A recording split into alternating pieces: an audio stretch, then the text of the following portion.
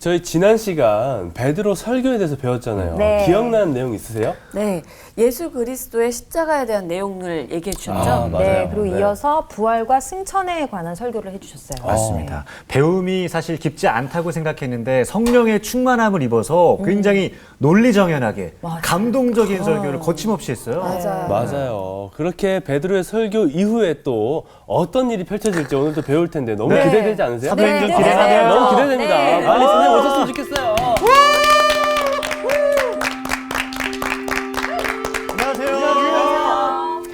안녕하세요. 네, 반갑습니다. 네. 네. 지난 시간에 우리는 베드로 사도의 설교를 봤는데 가만히 생각해 보니까 설교자들이 베드로를 엄청 부러워할 것 같아요. 왜냐하면 설교하는 모든 분들은 이제 하나님의 영감을 받아서 설교해야만 하는데 그 하나님의 영감이라는 게 늘 아주 순조롭게 찾아오지는 않고 그래서 늘 고심을 하게 되는 거죠. 정말 설교한다고 하는 것은 인간의 공교한 말로만 하는 게 아니고 하나님의 영의 역사가 있어야 하기 때문에 어렵죠. 네.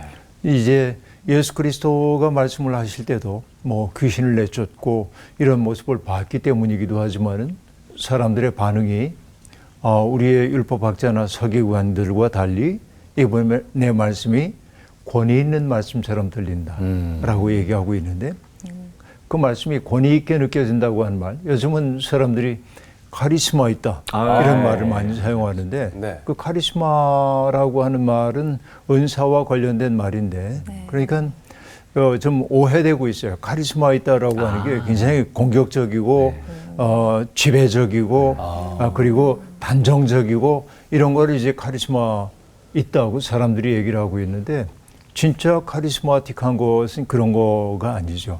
하나님이 주신 내적인 어떤 무거움, 내적인 따뜻함 이런 게 느껴지는 게 진정한 의미의 카리스마 있는 말씀이라고 얘기할 수 있겠는데 예수님의 말씀을 듣고 권위 있는 말씀이로다라고 얘기했던 것은 말씀이 곧 현실이 되는 모습을 사람들이 봤기 때문이고 그리고 똑같은 말도 누가 하느냐에 따라서 말의 무게가 전혀 달라집니다.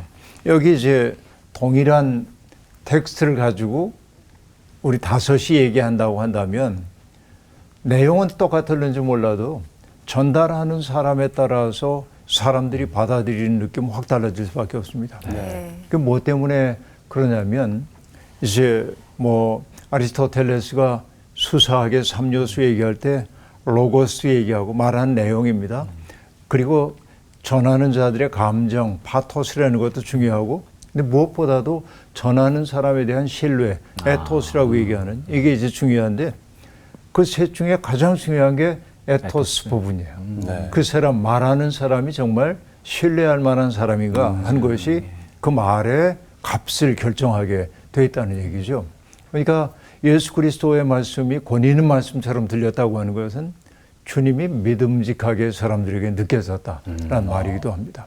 그러니까 어떻게 공교한 말로 사람들의 마음을 움직일 수 있을까? 이게 중심이 아니라 내가 어떤 사람인가가 말씀을 전하는 이들에게는 가장 중요한 일이라고 생각해요. 그런데 이 베드로는 지금 성령의 충만함을 받게 되었을 때 당당하게 일어선 사람이 되었습니다. 주저하고 망설이는 사람이 아닙니다.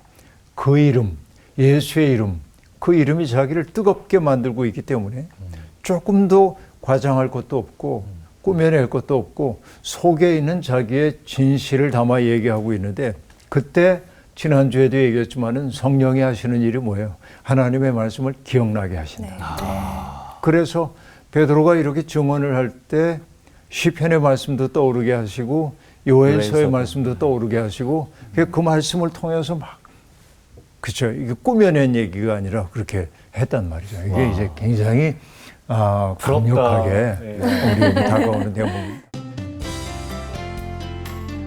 오늘 수업 사도행전 7강 교회의 탄생. 많은 사도들의 그 설교를 듣고 나서 사람들의 반응이 나타납니다. 처음에 이 제자들이 방언했을 때 사람들은 조롱했죠. 네. 세술에 취했다. 네. 이렇게 했습니다. 그런데 이제 베드로가 우린 세술에 취한 게 아니다. 예수라고 하는 새로운 존재에 우린 사로잡혔을 뿐이야. 그러면서 예수님에 대한 증언을 쭉 했어요. 이제 반응을 살펴볼 차례인데 네. 한번 볼까요? 네. 오늘 사도행전 2장 37절부터 공부를 하는데 먼저 37절부터 39절까지 정훈 학생이 읽어주세요. 그들이 이 말을 듣고 마음에 찔려 베드로와 다른 사도들에게 물어 이르되 형제들아 우리가 어찌할꼬 하거늘 베드로가 이르되 너희가 회개하여 각각 예수 그리스도의 이름으로 세례를 받고 죄 사함을 받으라. 그리하면 성령의 선물을 받으리니 이 약속은 너희와 너희 자녀와 모든 먼데 사람 곧 주 우리 하나님이 얼마든지 부르시는 자들에게 하신 것이라 하고. 네, 거기까지 일단 보겠습니다. 자, 첫 번째 반응이 뭐냐면 그 말씀을 듣고 그들이 찔림을 받았다. 이게 참 중요합니다. 찔림을 받는다는 게 찔렸다라고 하는 것은 마음의 둔감함이 무너졌다고 하는 얘기일 겁니다. 둔감하면 찔림을 받지 않죠. 그래서 우리들은 외부의 자극이 나를 너무 심하게 뒤흔들지 못하도록 하기 위해서 딱딱한 외피를 입고 어떤 경우에도 내가 영향받지 않을 거야. 이런 마음으로 사는 이들이 제법 많이 있습니다. 그런데 나를 딱딱하게 만드는 것은 외부의 영향을 내가 받지 않는 것이기도 하지만은 그러나 노자가 얘기했던 것처럼 경직된 것, 딱딱한 것은 죽음의 친구입니다. 부드러운 것, 여린 것이 생명의 친구이죠. 우리가 보더라도 그렇죠. 애기들 보면 얼마나 부들부들한지 모릅니다. 생명 덩어리이죠. 근데 우리가 나이 좀 들면은 자리에 앉았다 일어날 때 어이구 그죠? 몸이 뻣뻣해지고 이제 그래요. 이게 객관적으로도 그렇지만은 영적으로도 그렇거든요. 우리가 두터운 갑옷을 입은 것처럼 남에게 영향을 받지 않겠다고 말할 때 우리는 안전할는지 모르지만은 타자와의 소통을 하지 못하는 사람이 되고 그래서 점점 고립과 외로움 속에 갈 수밖에 없는 거죠. 근데 이 설교의 말씀이 사람들을 움직였어요. 그 결과가 뭐냐? 찔렸다. 마음에 이게 찔림을 받았다. 그래서 그들이 묻습니다. 이전에 한 번도 그렇게 묻지 않았겠죠. 네. 그 질문이 뭐예요? 형제들아 우리가 어찌할꼬? 형제들아 그럼 우리가 어떻게 해야 됩니까? 이 질문인데요. 이와 유사한 질문이 하나 있습니다. 복음서에서.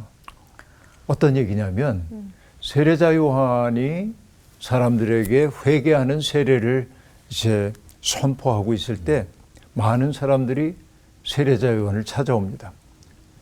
그때 요한은 말을 부드럽게 하는 분이 아니잖아요. 네. 그러니까 굉장히 강력하게 하잖아요. 독사의 자식들아. 누가 다가올 진노에서 너희 피하라 하더냐. 그러면서 막 야단을 칩니다. 그리고 속으로 아브라함이 우리의 조상이라고 너희들 말하고 있는데 그거 다 부질없는 얘기야. 이 돌들로도 하나님은 아브라함을 만드실 수가 있어. 그러면서 막 야단을 칩니다. 그래서 사람들의 반응이 뭐냐면 우리가 무엇을 하여야 하겠습니까? 근데 이제 세례자 요한이 먼저 얘기하죠. 그들에게 이런 삶을 살라고 얘기합니다. 옷 두 벌 있는 사람은 없는 사람에게 나눠주어라. 먹을 것이 있는 사람도 그렇게 해라. 아주 심플합니다. 네. 회개한다고 하는 것은 보니까 다른 사람의 어려운 사정을 헤아릴 줄 아는 사람이 되는 거예요. 그때 이제 세리들과 군인들이 와서 요한에게 묻습니다. 그럼 우리는 무엇을 하여야 합니까?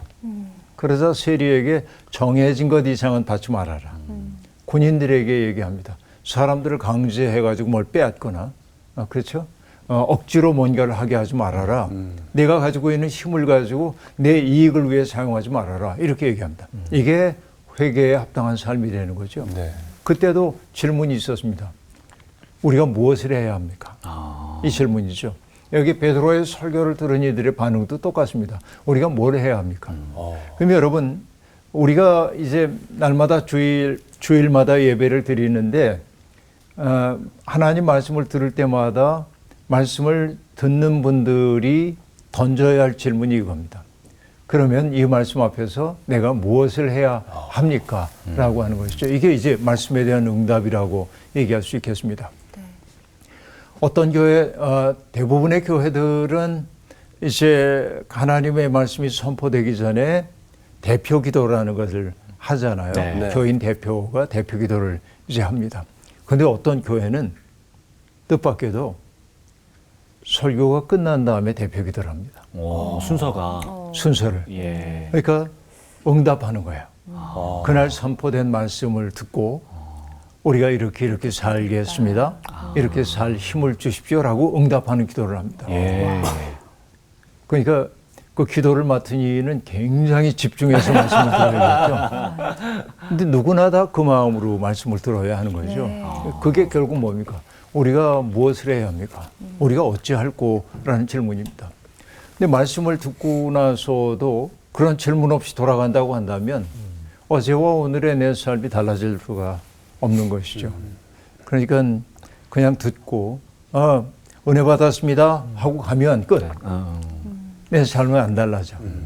그러니까 정말 은혜를 받는 것은 내 마음에 참 좋았어 이런 것보다 우리가 어찌할꼬 내가 어떻게 살아야 되지? 이 질문이 나오는 게 진짜 은혜 받음이란 말이죠. 그러니까 내가 이렇게 살아왔는데 이렇게 살면 안 되는구나 하고 느끼고 마음속에 내가 어떻게 살아야 되지? 그 마음을 품고 가는 것이 은혜 받은 설교라고 얘기할 수 있겠는데 네. 그렇죠? 이렇게 얘기를 해봅니다. 형제들아 우리가 어찌할 거라는 것은 자기의 마음속에 드리운 그늘이 자기에게 보이기 시작하고 자책감도 들고 두려움도 있고 그동안 안다고 생각했던 것들이 모르는 것으로 변화되고 방향을 잃어버린 것 같고 무기력함을 느끼고 이러한 상황 속에서 누가 내 마음을 질서를 만들어줬으면 하는 것이죠. 그때 베드로가 그 질문에 답합니다. 마음속 깊은 곳에서 나온 질문이기 때문에 그 답은 간명해도 괜찮습니다. 베드로가 말합니다. 너희가 회개하여 각각 예수 그리스도의 이름으로 세례를 받고 죄사함을 받으라 라고 말합니다. 네. 자, 우리가 그동안 공부하면서 봐왔지만은 원래 세례라고 하는 게 세례하면 세례자 요한이 떠오르지만 네. 그러나 원래 유대인들에게 세례라는 게 있었어요. 그 유대인들의 세례라기보다는 유대교에 입문하려고 하는 이방인들에게 세례를 베풀므로 그들이 유대교인이 되었음을 입증하는 일종의 관례였단 말이죠. 예. 입문의례였단 말이죠. 그런데 세례 요한의 세례를 통해 세례는 의미를 좀 달리하게 됩니다. 이방인들에게 주는 게 아니고 유대인들에게도 세례를 받도록 해줬습니다. 네. 결국 그게 죄사함을 얻게 하는 세례라고 얘기를 했습니다.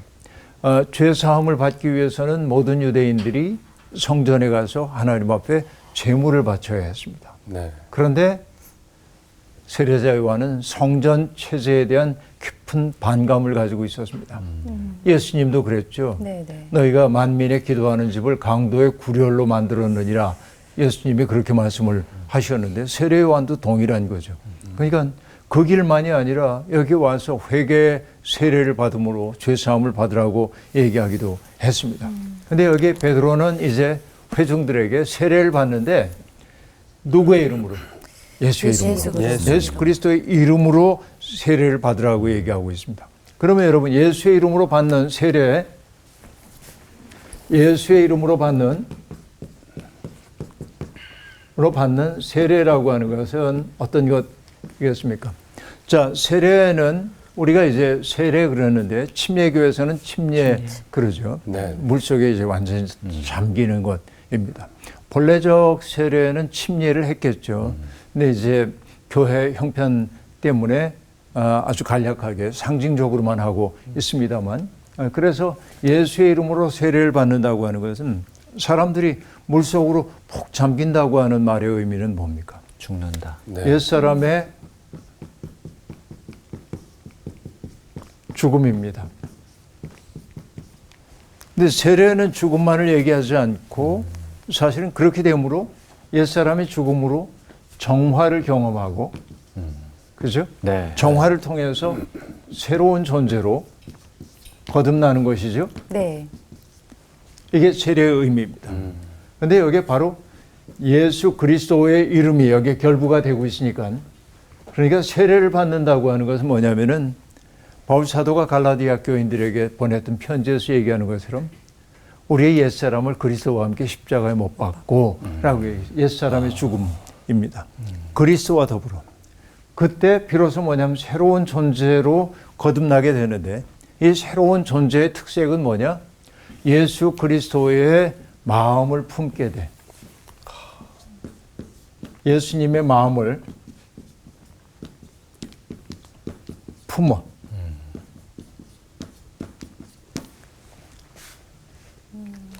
우리가 예수의 이름으로 세례를 받는다는 건 그냥 의례적으로 예수의 이름으로 세례를 받아서 끝 아니고, 네. 예수의 이름으로 세례를 받는다는 것은 그분과 함께 우리의 옛사람을 십자가에 못 박고, 그리고 그분과 더불어서 예수님의 마음으로 거듭남을 뜻하는 것이죠. 베드로는 지금 그 얘기를 지금 하고 있습니다. 그러니까 예수님의 이 얘기는 예수님의 운명과 깊은 유대를 갖는 거. 그렇죠? 예수님의 운명 속으로 들어가는 거예요. 이게 예수의 이름으로 세례를 받는다는 말의 의미인 것입니다. 자, 바로 이것이 이것을 일러 뭐라고 얘기하는 회개라 하고 얘기합니다.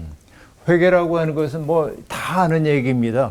내가 어제 뭐 누구를 때렸는데 잘못했습니다. 이게 이제 회개라고 생각하지만 그건 뉘우침이고, 그런 것들은 회개라고 하는 건 뭐냐면 삶의 방향 전환입니다.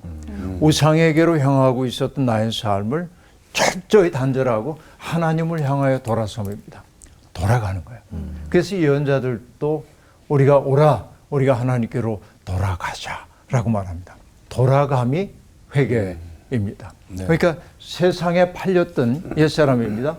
세상의 인력에 끌려갔던 내 삶이 이제는 그 인력을 차단하고 예수 그리스도의 은총에 이끌린 바 되는 것을 우리는 회개라고 얘기합니다. 그렇죠? 그러니까 이것은 존재의 전환입니다. 삶의 목표가 달라지는 것을 얘기한다고 얘기할 수 있겠는데요. 그러니까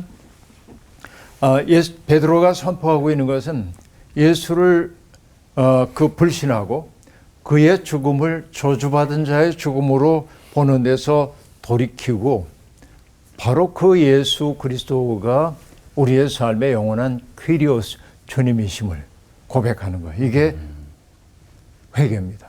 그때 우리에게 오는 게 뭐냐면은 이 그리스도의 운명과 깊은 유대감을 느끼게 될 때 나는 죄의 권세에서 해방되는 기쁨을. 왜냐하면 내가 묶여있는 까닭은 뭐냐면 옛사람의 바탕은 욕망, 나를 크게 만들고 싶은 욕망인데, 이게 이제 옛사람의 특색인데, 네. 예수와 함께 자기의 욕망에 대해서 죽은 사람이 되면은, 여러분, 내가 나 자신을 위한 어떤 욕망을 내려놓기만 해도 얼마나 자유로워지는지 뭐. 맞아. 맞아요. 네. 그러니까 사람들을 대할 때도 똑같아요. 내가 뭔가를 취하려고 생각하기 때문에 눈치 보고, 그리고 그죠, 고집 부리고 이제 그러는 거예요. 근데 홀가분하게 톡 놓고 나면 자유의 지평이 열려요. 욕망은 예속입니다. 그런데 복음이 우리에게 주고 있는 것은 뭐냐면은 그걸 톡 내려놓고 난 다음에 느껴지는 자유로움이에요. 근데 사람들이 그걸 내려놓지 못하기 때문에 인생이 자유롭지 못하고 네. 언제나 흔들리고 있는데, 예수와 더불어서 나를 십자가에 못 박고, 그래서 예수의 운명 속으로 들어가는 순간 더 이상 죄의 권세가 우리를 휘두르지 못한다. 이게 강력한 자유가 그 속에서 들어오게 되는 거예요. 그때 내 마음속에 영적 자유가, 그 뭐냐, 성령의 선물이 우리에게 임하게 된다 하는 얘기입니다. 그렇죠? 그 성령의 선물이라고 하는 것은 모든 부르시는 자들에게, 그렇죠, 주님께서 주시는 거예요. 네. 그 성령의 선물은 특정한 민족에게만 주는 게 아니다. 특정한 계급에게만 주는 것이 아니다. 민족이나 종교의 경계를 넘어서서 주어지는 것이고, 네. 주님의 부르심을 받은 모든 사람들에게 주어지는 것이다. 이게 이제 금방 얘기한 이것이 복음이 주는 자유로움. 아주 심플하지만은 그러나 강력합니다. 이것은 우리가 이제 이거를 내려놓지 못해가지고 인생이 무거워지게 되는데 여러분 이제 우리 5사람이 이렇게 이 앞에 이렇게 있는데 저마다 욕심이 있어가지고 여기 놓여 있는 3개의 화분을 누가 가지고 갈까 이거. 그래서 서로 이렇게 하다 보면 눈치 보게 되고 네. 내가 저걸 갖는다고 하면 너무 속 보이는 거 아닐까 온갖 계산이 내 속에 일어나고 그러니까 복잡해. 네. 근데 없어도 되거든 이거. 그러니까 아 나온 씨가 이걸 너무 좋아하는구나. 그때 기쁨이 있죠. 네. 이게. 근데 이게 우리가 죄로부터 노임을 받는다는 게 이제 그런 거라고도 얘기할 수 있어요. 늘 말씀드리지만은 죄라고 하는 게 자기 속으로 구부러진 마음이야. 자기 속으로 뭐든지 땡기고 싶은 마음이야. 근데 내가 영성이 깊어진다고 하는 것은 그 인력에서 놓여나서 누군가를 위해 선물로 줄 수 있는 삶이 찾아오는 거예요. 이게 자유로움이라고 말할 수 있겠죠. 그 다음 얘기를 볼 텐데요. 자, 그 다음에 40절부터 42절까지 나오시. 또 여러 말로 확증하여 권하여 이르되 너희가 이 패역한 세대에서 구원을 받으라 하니 그 말을 받은 사람들은 세례를 받음에 이날에 신도의 수가 3천이나 더하더라. 그들이 사도의 가르침을 받아 서로 교제하고 떡을 떼며 오로지 기도하기를 힘쓰니라. 네. 뭐 이런 말, 아까 얘기했던 그런 말 이외에도 여러 말로 확증하며 권하여 말하기를 너희가 이 패역한 세대에서 구원을 받으라 라고 얘기합니다. 여러분, 이 패역한 세대라고 얘기할 때 패역하다는 말은 스칼리오스라고 얘기하는데 이 헬라어로 스칼리오스라고 한 말은 구부러졌다, 불공정하다, 퉁명스럽다, 언짢다, 뭐 굉장히 다양한 말로 번역될 수 있는 말입니다. 그러니까 한마디로 얘기하면은 죄라는 게 자기 속으로 구부러진 마음이라고 얘기했는데 바로 그게 패역함입니다. 그러니까 내 속으로 구부러졌기 때문에 퉁명스러워요. 타자들에게 친절하지 못하고. 그리고 언제나 내 욕망이 실현되지 않기 때문에 언제나 화가 나 있어요. 그 알겠죠? 무슨 얘기예요? 네. 사람들이 다 그렇게 지내고 있는데 여기에서 너희들 구원받아라. 예수 믿는다고 하는 건 바로 이런 거야. 라고 얘기합니다. 그러니까 우리가 결국 이렇게 해방되는 것은 언제냐면은 내 삶의 주인이 누구인지를 알 때란 말이죠. 김현승 선생님의 시에 보면은 감사하는 마음을 뭐라고 얘기하냐면 감사하는 마음. 그것은 주인이 누구인지를 아는 마음이다. 그렇게 말합니다. 내 마음의 주인이 누구인지를 알게 될 때 감사하는 마음이 생긴다는 거예요. 그런데 거꾸로 얘기하면 뭐냐. 여러분 이사야 1장 3절은 얘기합니다. 소는 그 임자를 알고 나귀는 그 주인의 구유를 알건만은 이스라엘은 알지 못하고 나의 백성은 깨닫지 못하는 도다 라고 얘기를 합니다. 소도 나귀도 임자를 알고 구유를 알잖아요. 근데 여러분 이게 재미나는 얘기인데요. 네. 성탄절 무렵이 되면 대림절이 되면 어떤 교회가 마구간을 만들어 놓을 때가 있습니다. 네. 예수님이 태어나신 것을 하기 위해서 그 마구간에는 아기 예수님도 있지만 뭐 소와 나귀를 꼭 넣어요. 네. 마구간이니까 그렇지 하고 생각하지만 사실의 성경적 배경은 이사야 1장 3절입니다. 네? 소도 그 임자를 알고 나귀도 그 주인의 구유를 안다. 이 말과 관련된 거예요. 그러니까 이제 앞으로 그 보거든 네. 그냥 소가 있군 있구나. 나귀가 있군 그러지 말고 이사야. 바로 이사야 1장 3절 말씀을 잘 고집한 말씀. 거네요. 그대로 말씀에 이제 대한 그 속에 들어있다고. 그러니까 주인이 누구인지 그걸 우리가 알아차려야 한다는 얘기인데요. 그러니까 여러분 많은 유대인들이 선민이라고 하는 헛된 자부심을 갖고 살았는데 사실은 지난주에도 얘기했지만은 선민이라고 하는 것은 특권이 아니라 소명이라고 얘기를 했습니다. 네. 근데 이 특권 의식에 젖어 있는 사람들이 우리는 남과 달라 구별하는 거예요. 그러면서도 하나님의 언약에 충실하지 않아. 그러니까 이름과 실제가 달라요. 마치 여러분 그 야곱이 눈이 어두워진 아버지를 속이기 위해서 염소털 가죽을 팔에 두르고 아버지한테 아버지 맛있는 거 만들어 왔으니까 잡수시고 저를 축복해 주세요. 이삭이 가만히 보니까 목소리는 야곱의 목소리인데 만져보니까 에서 같아요. 그래서 이게 목소리와 정체가 다르다고 이삭이 느끼는 대목이 나오거든요. 네. 근데 꼭 지금의 우리의 현실이 그러한 거죠. 이렇게 선민이라고 하는 이름은 있는데 자기에게 주어진 소명이 뭔지도 모르고 크리스찬이라고 하는 이름은 있는데 그리스도인의 요구되고 있는 삶을 전혀 살지 못한다고 한다면 소리와 정체가 분열됐다고 한다면 그걸 뭐라고 얘기하냐면 허위의식이라고 그러는 거예요. 이게 허위의식. 자칫 잘못하면 종교가 허위의식이 될 수도 있겠다라고 하는 얘기입니다. 그러니까 여러분 어두운 세상에 빛으로 오신 예수를 배척하는 이런 삶 속에서 이제는 벗어나야 한다고 얘기하고 있고요. 그 베드로와 사도들의 설교를 들은 사람들이 그날 세례를 받았는데 그 숫자가 무려 3,000이었다고 얘기합니다. 어마어마하죠. 네, 어마어마해요. 3,000명이면은 오늘의 대형 교회 하나가 아유, 그럼요. 만들어진 거라고 볼 수 있겠네요. 이게 이제 하루아침에 만들어진 거라고 봐야 하는지 뭐 알 수 없습니다만은 사실 이 3,000명이라는 숫자를 3,001명이면 안 되나? 2,999명이면 안 되나? 그러니까 3,000명이라는 게 딱 헤아려서 3,000이라기보다는 성령의 역사가 얼마나 강력하게 나타나는지를 보여주는 대목이라고 볼 수 있습니다. 네. 그 신자들이 했던 일은 뭐예요? 사도의 가르침을 받았고 서로 교제했어요. 교제하며 떡을 떡을 뗐다고 떼며. 얘기하고 있고요. 네. 기도하기를 힘썼다라고 얘기하고 있습니다. 네. 기도한다고 하는 거. 그냥 모였으니까 기도했겠지. 근데 여러분, 기도가 어떤 거예요?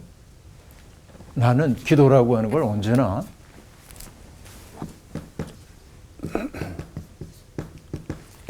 조율이라고 생각을 해요.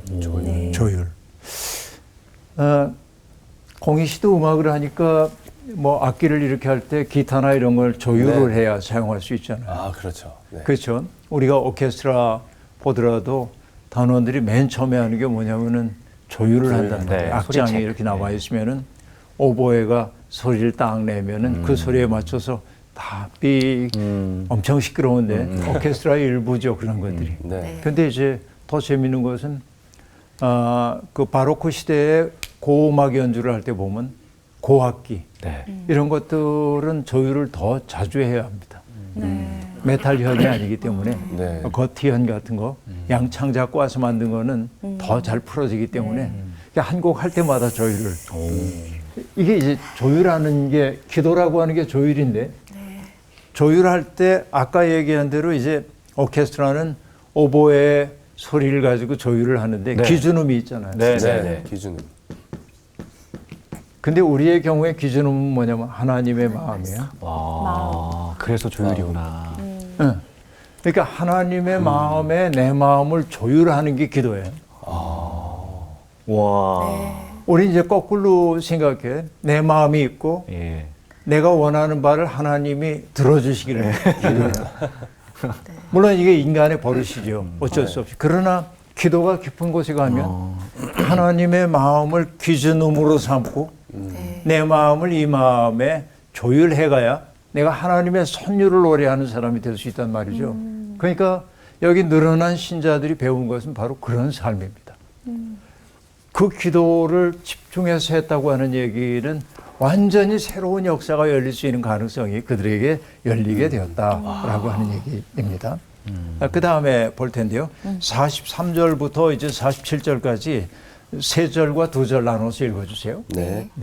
사람마다 두려워하는데 사도들로 말미암아 기사와 표적이 많이 나타나니 믿는 사람이 다 함께 있어 모든 물건을 서로 통용하고 또 재산과 소유를 팔아 각 사람의 필요를 따라 나눠주며 날마다 마음을 같이하여 성전에 모이기를 힘쓰고 집에서 떡을 떼며 기쁨과 순전한 마음으로 음식을 먹고 하나님을 찬미하며 또 온 백성에게 칭송을 받으니 주께서 구원받는 사람을 날마다 더하게 하시니라. 네, 이게 그 유명한 사도행전의 가장 유명한 네. 대목 가운데 하나 이죠. 성령 강림의 직접적 결과는 우리가 뭘 보문할 수 있습니까?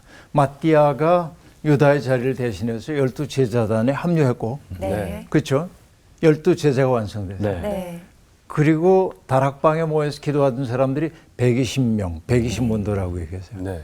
그리고 베드로의 설교를 통해 회개하고 주님의 회중에 들어온 사람들이 3,000명. 3,000명. 숫자가 지금 어떻게 됩니까? 점점 12, 기하급 120, 수적으로 3,000. 네. 그렇죠? 점점 늘어나고 있습니다. 그리고 제자들을 통해서 기사와 표적을 보고 사람들이 경외심에 사로잡혔다. 그렇게 얘기하고 있습니다. 그래서 믿는 많은 사람들이 경험한 바는 뭐냐면 너와 나 사이에 경계가 무너졌어요. 이전에는 내 것 이런 것들이 굉장히 중요하게 여겨졌는데 성령의 충만함이 다가오게 되자 너와 나 사이를 가르던 경계가 무너지고 그 사람의 손을 따뜻하게 잡을 수 있게 되었고 이전에는 내 어려움만 느껴졌는데 다른 사람의 어려움이 눈에 들어오기 시작했고 내 눈물을 닦아주고 싶은 마음이 내 속에 생겨나고 이제 그런 거예요. 그래서 믿는 사람들이 다 함께 있어 모든 물건을 서로 통용하고 내 것이니 하는 그 마음이 없고 재산과 소유를 팔아 각 사람의 필요를 따라 나눠주며 하고 말합니다. 제가 늘 하는 얘기인데 공동체라고 하는 말은 영어로 커뮤니티라고 얘기하는데 커문 함께 또 모누스란 말은 선물 서로가 서로에게 선물이 되는 사람들의 모임이 공동체입니다. 공동체가 지금 만들어졌어요. 자, 물건을 서로 통용했다라고 얘기합니다. 이 얘기는 뭐냐면 여러분 우리가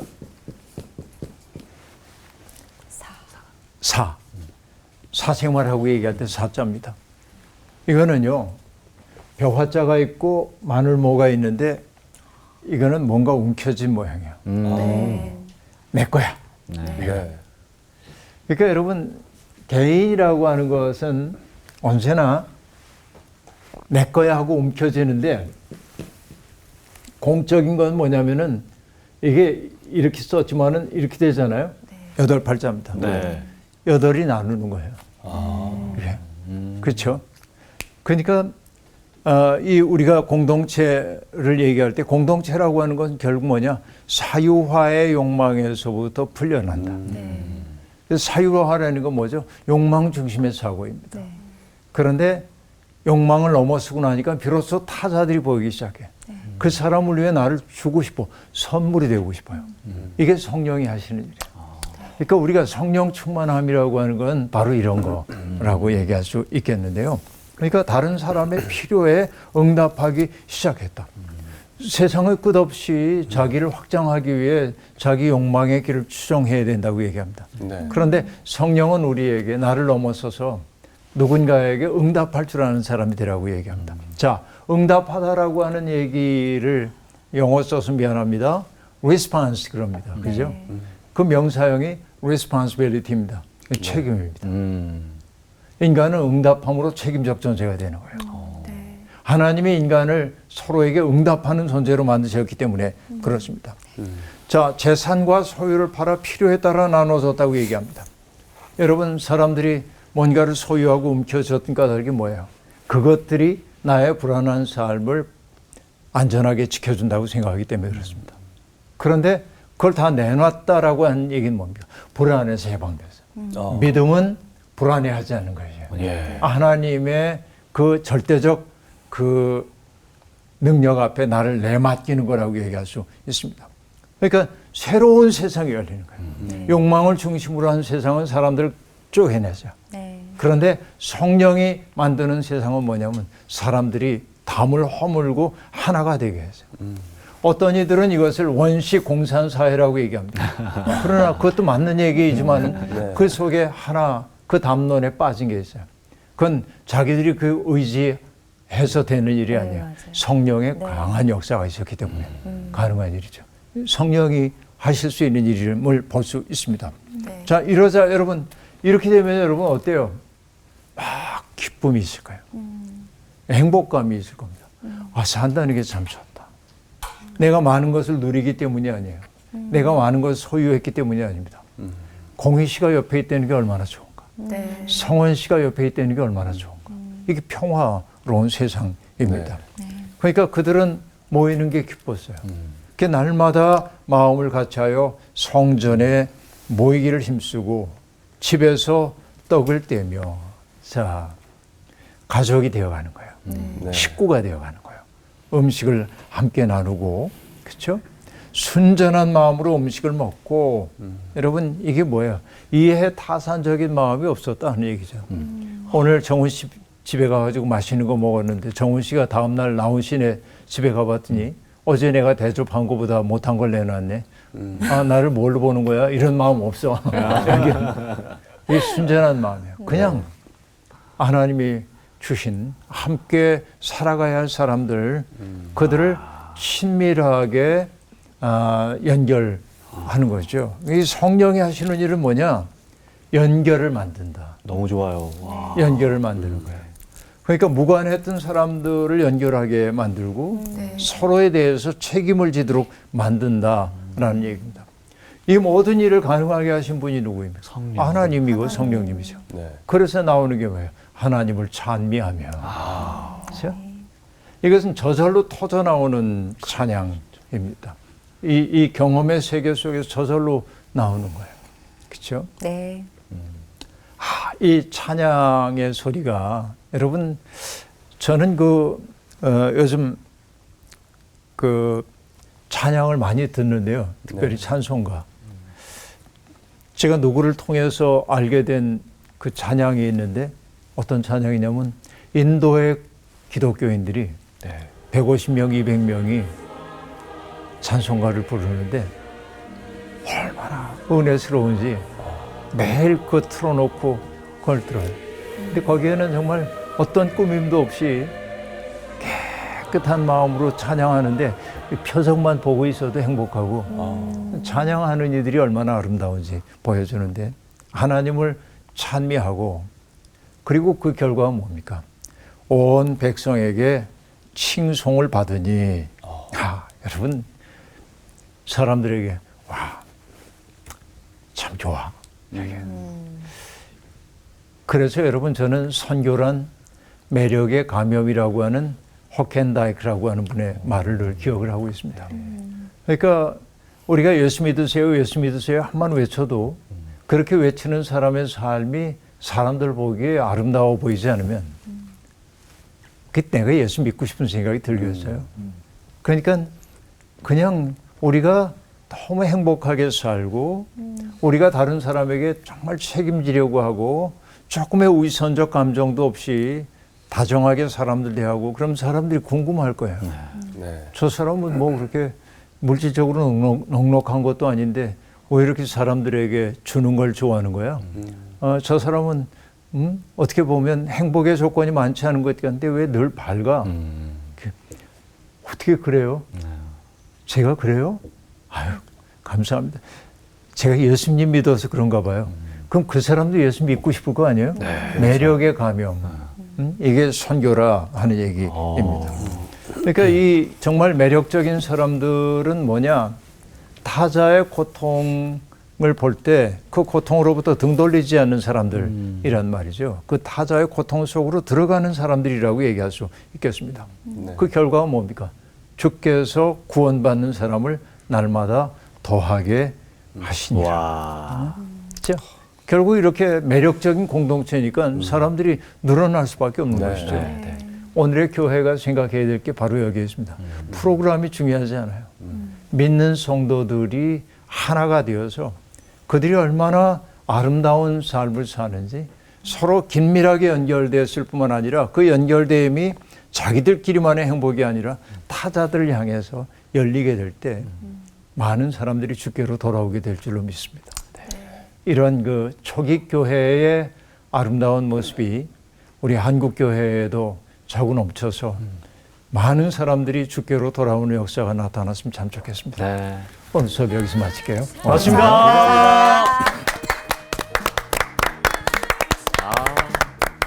야, 기도를 할 때 매번 일방적인 기도를 한 건 아닌가라는 생각이 들면서 좀 마음이 찔림이 있었고요. 그래서 제가 어떻게 하면 될까요, 하나님? 하고 물어본 적이 없었던 것 같아요. 이제는 좀 물어보면서 그걸 행동으로 옮겨야 되지 않을까. 네, 한번 시도를 해보려고 합니다. 네. 그래.